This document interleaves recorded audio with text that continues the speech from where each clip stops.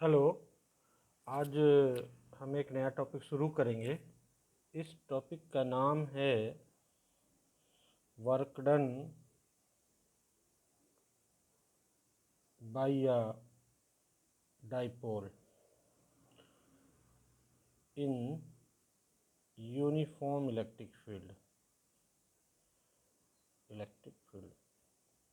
ध्यान दीजिए, कल हमने जो टॉपिक पढ़ा था कि torque in uniform electric field, उसी डायग्राम को यूज़ करेंगे। लेकिन कल हमने टॉर्क पढ़ा था कि दो इक्वल एंड अपोजिट फोर्स के कारण से कैसे टॉर्क प्रोड्यूस होता है सिस्टम में, और टॉर्क जहाँ भी प्रोड्यूस होगा तो वहाँ रोटेशन होगा। इस कंसेप्ट को समझिए, जहाँ टॉर्क प्रोड्यूस होगा वहाँ रोटेशन होगा, और उस रोटेशन के कारण से जो वर्क डन होगा। अब देखिए, वर्क डन कैसे होता है? डिस्प्लेसमेंट से होता है। जैसे work done equal to force into displacement, वैसे ही रोटेशन के कंसेप्ट में burden equal to torque into displacement, यानी कि जो हम लोग मैकेनिज्म में पढ़े थे उसको रोटेशनल मोशन में कन्वर्ट करेंगे। लेकिन यहाँ फोर्स इलेक्ट्रिक फोर्स है, यहाँ फील्ड इलेक्ट्रिक फील्ड है, और इसको कैसे करेंगे ज़रा इसका एक डायग्राम समझते हैं। आप साथ में देखिए इस डायग्राम को। मान लीजिए कि ये इलेक्ट्रिक फील्ड है और ये इलेक्ट्रिक फील्ड पैरेलल है। इससे क्लियर हो गया कि इलेक्ट्रिक फील्ड कैसा है, यूनिफॉर्म है। इस यूनिफॉर्म इलेक्ट्रिक फील्ड में एक डाइपोल हम रख रहे हैं। ये प्लस क्यू है, ये माइनस क्यू है। इसके बीच का डिस्टेंस ये, इसके बीच का डिस्टेंस है, और यहाँ पर ये मिड पॉइंट है डाइपोल का। कुछ इसका नाम दे दूँ, ए भी नाम है डाइपोल का। तो जब भी ये डाइपोल थीटा एंगल यहाँ डिस्क्राइब कर रहा है, थीटा एंगल है, और इसमें दो फोर्स लगेंगे। एक फोर्स यहाँ लगेगा, एक फोर्स यहाँ लगेगा। कल हमने डिस्क्राइब किया था F equal to Q E और F equal to Q E. तो यहाँ पर two equal and opposite force इसमें टॉर्क प्रोड्यूस करेंगे, and this torque will rotate the dipole. ये डाइपोल का रोटेशन कुछ इस तरह से होगा, जैसे ये थोड़ी देर के लिए मान लो थीटा है, रोटेशन हो गया, ये यहाँ पे आ गया, ये रोटेशन हो गया, यहाँ आ गया।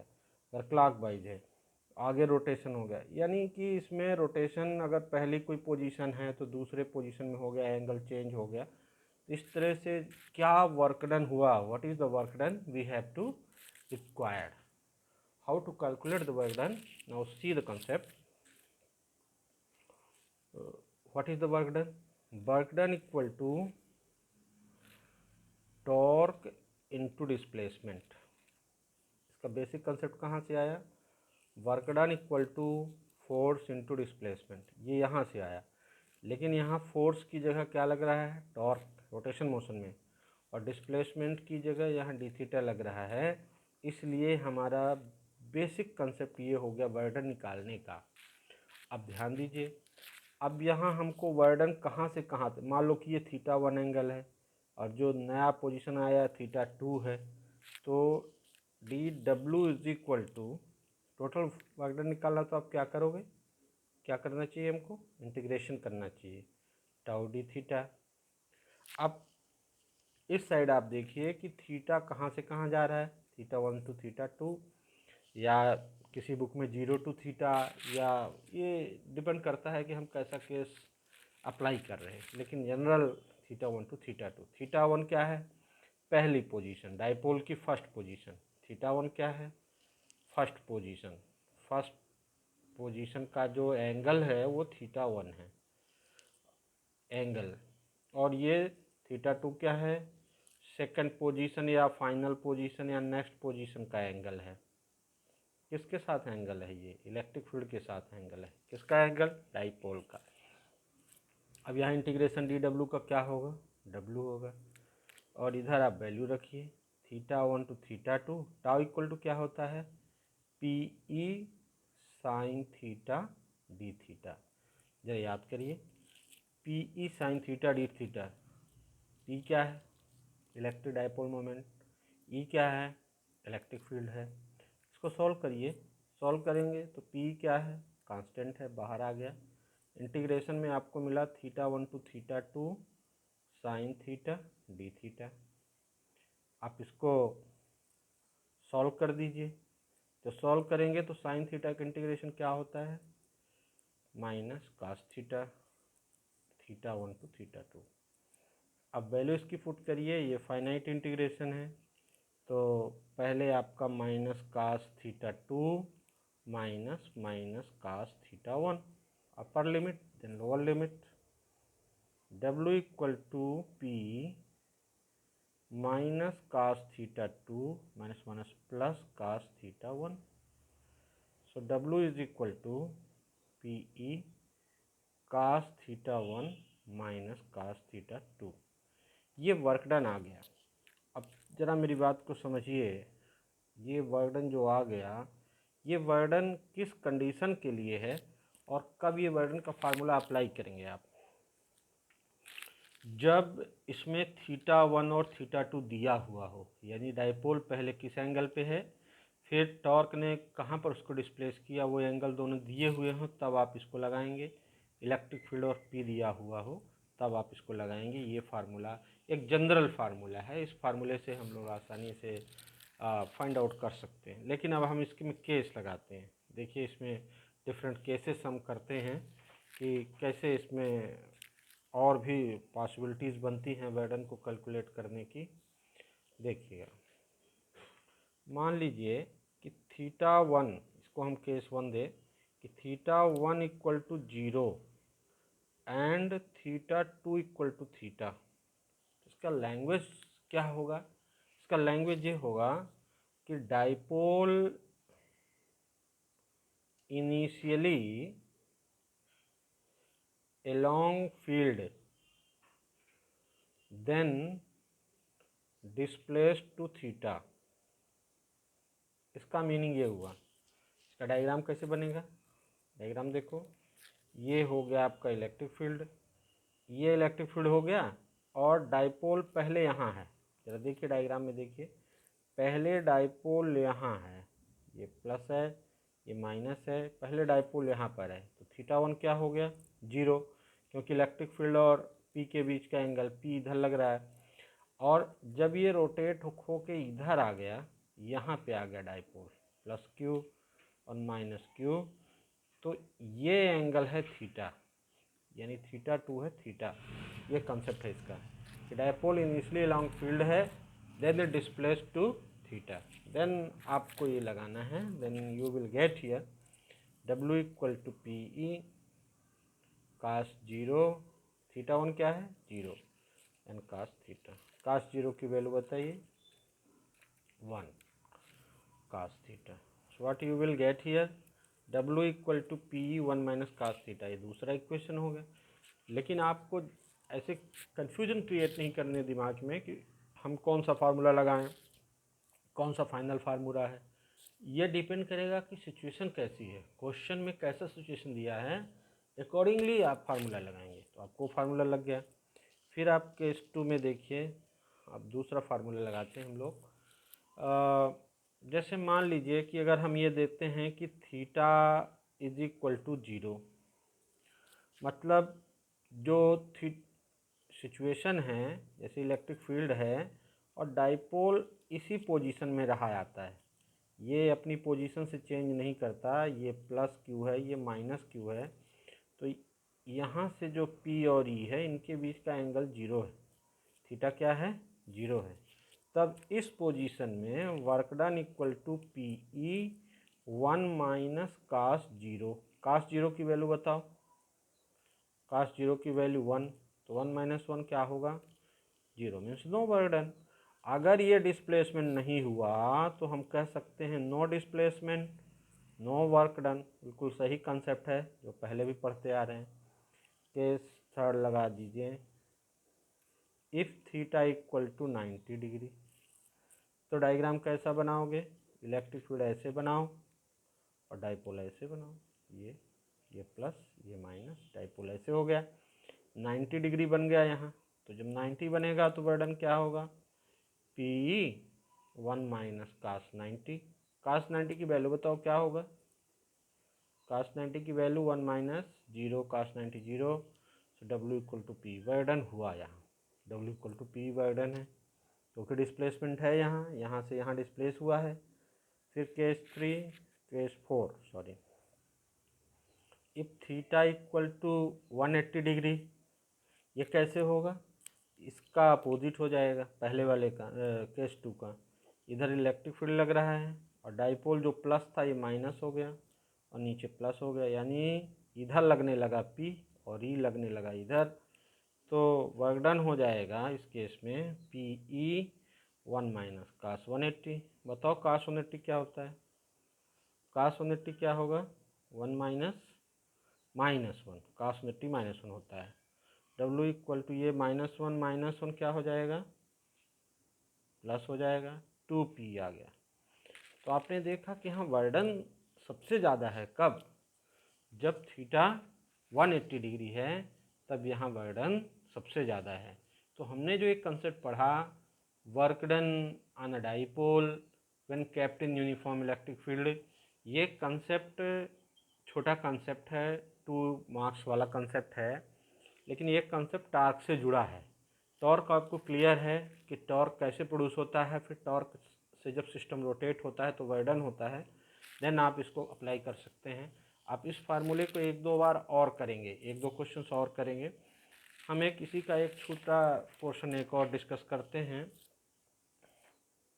वो है पोटेंशियल एनर्जी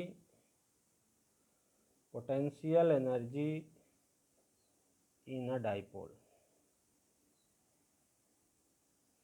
ये पोटेंशियल एनर्जी इन डाइपोल कैसे निकालेंगे, देखिए पोटेंशियल एनर्जी का बेसिक कंसेप्ट बहुत बार पढ़े हैं, मैं याद दिलाऊं कि amount of work done to bring a dipole from any position to any position, या amount of work done to bring a dipole from perpendicular position to any position. कोई भी एक कंडीशन लगानी है, पोटेंशियल एनर्जी वर्क डन ही है, stored work done है, और एक पोजीशन से दूसरी पोजीशन में आने में जो वर्क करता है इलेक्ट्रिक फील्ड में। तो हम लोग यहाँ लिख सकते हैं कि potential energy is the amount of work done to bring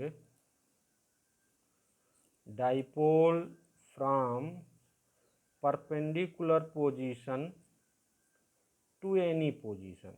एक जनरल डिफिनीशन लिख रहा हूँ, यानी यहाँ पे वर्क डन ही है लेकिन थीटा 190 है और थीटा 2 थीटा है, एनी पोजीशन लिख दिया है। तो this work done is equal to PE cos theta 1 minus cos theta 2। अब यहाँ आप यही वर्डन क्या बन गया, पोटेंशियल एनर्जी बन गया जब ये कंडीशन अप्लाई कर दो, cos 90 माइनस cos थीटा।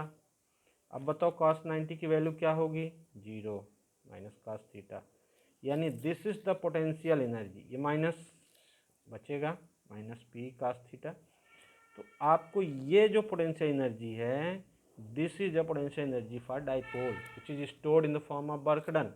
अब इसमें आप केस लगाओ, case 1, if theta equal to 0, U की वैल्यू बताओ क्या हो जाएगी, माइनस P cos 0, cos 0 क्या होता है, 1 होता है, तो माइनस P हो गया, cos 0 1 होता है। फिर केस 2 बताइए, इफ थीटा इक्वल टू 90 लगा दो, u equal to minus P cos 90, cos 90 क्या होता है बताओ, cos 90 होता है 0, तो ये u हो गया 0। फिर केस 3 बताइए, if theta equal to 180 degree, तो u equal to minus P cos 180 degree, cos 180 degree की वैल्यू क्या होती है, -1, वैल्यू को पुट कर दीजिए, तो u equal to minus P -1, तो u इक्वल टू P। अब यहाँ पर आप देखिए ध्यान से, यहाँ पर एक कंडीशन ये है जहाँ माइनस P है, एक कंडीशन ये है जहाँ प्लस P है, एक कंडीशन है जहाँ u 0 है। तो जहाँ ये मिनिमम है, ये कैसा है, मिनिमम वैल्यू है, जहाँ मिनिमम होगा वहाँ सिस्टम स्टेबल होगा, और जहाँ ये मैक्सिमम है वहाँ सिस्टम कैसा होगा, अनस्टेबल। एनर्जी ज़्यादा है तो सिस्टम अनस्टेबल होगा, जहाँ एनर्जी कम है वहाँ सिस्टम स्टेबल है। तो कभी कभी जो न्यूमेरिकल प्रॉब्लम आते हैं, तो जैसे P दिया है, E दिया है, और उसमें कहता है कि कैलकुलेट द पोटेंशियल एनर्जी या work done for stable condition, for unstable condition. तो आपको ये चीज़ें यहाँ पर ध्यान रखनी है और इसकी मदद से ही ये बन सकता है।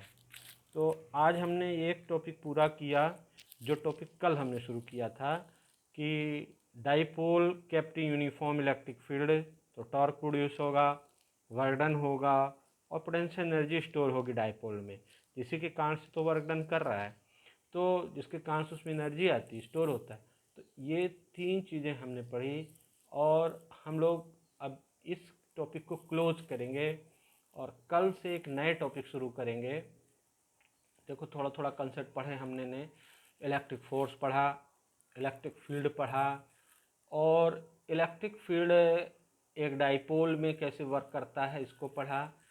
और अब हम लोग एक नए टॉपिक की ओर चलेंगे जिसको हम लोग बोलते हैं इलेक्ट्रिक फ्लक्स। ये हमारे इलेक्ट्रोस्टैटिक चैप्टर 1 का 2 क्वेश्चन कंप्लीट हुआ। इसमें 3 क्वेश्चंस हैं और जो आखिरी वाला क्वेश्चन है वो बेस्ड है इलेक्ट्रिक फ्लक्स पर, इलेक्ट्रिक फ्लक्स। और उस इलेक्ट्रिक फ्लक्स के बारे में और उसके एप्लीकेशंस के बारे में हम लोग अगले वीडियो में पढ़ेंगे। लेकिन अभी तक जितने वीडियो हुए हैं उनको आप एक बार बुक से देखिए, इनको पढ़िए, बुक में मिलाइए, कॉपी में लिखिए और न्यूमेरिकल प्रॉब्लम्स की प्रैक्टिस करिए। एक दिन मैं ये चैप्टर कंप्लीट हो जाए तो मैं खुद न्यूमेरिकल प्रॉब्लम करूँगा और एनसीईआरटी एक्सरसाइज के करूँगा, आपके सामने करूँगा, या जो पिछले साल प्रीवियस पेपर्स में उनको करूँगा। और आप भी करते रहिए, आप भी घर में न्यूमेरिकल प्रॉब्लम की कोशिश प्रैक्टिस खुद से करते रहिए। बिकॉज जब तक न्यूमेरिकल नहीं क्लियर तो कंसेप्ट बिल्कुल नहीं क्लियर, यही एक आपको बात समझनी है। और एक जो सबसे इम्पोर्टेंट बात है कि टाइम बहुत तेज़ी से निकल रहा है। देखो आज 24 है और अगर रेगुलर क्लास होती, स्कूल में जाते, तो बस एक हफ्ते और बचे थे, इसके बाद तो गर्मियों की छुट्टी होती। और वहाँ पर अगर रेगुलर क्लास लगी हुई होती तो 12th के बच्चों के लिए अभी 3 चैप्टर हो जाते थे हर साल। चैप्टर 1, चैप्टर 2 और चैप्टर 3 कंप्लीट कर देते थे। और जब बच्चे जून में आते थे उस दौरान हम लोग चैप्टर 3 का कुछ पोर्शन या चैप्टर 4 शुरू करते थे। तो हकीकत ये है कि 3 चैप्टर हो जाने चाहिए लेकिन नहीं हो पाया। तो अभी जो हो रहा है तो मुझे ऐसे लगता है कि कल और परसों 2 दिन के वीडियोज़ में मेरा चैप्टर 1 कंप्लीट हो जाएगा। और अगर आप अच्छे से करेंगे तो चैप्टर 1 में आपको बहुत सी चीज़ें क्लियर होगी। और इस वीडियो में थोड़ी क्वालिटी और वीडियो के जो इंटरप्रेशंस हैं, जो इफ़ेक्ट्स हैं, वो थोड़ी सी अभी कम हैं। फिर भी आप उनमें क्या कमियां हैं साउंड में या लिखने में, उनको आप थोड़ा शेयर करेंगे तो हम उसको और आगे इम्प्रूव करेंगे। Thank you, have a nice day, keep your study. Thank you.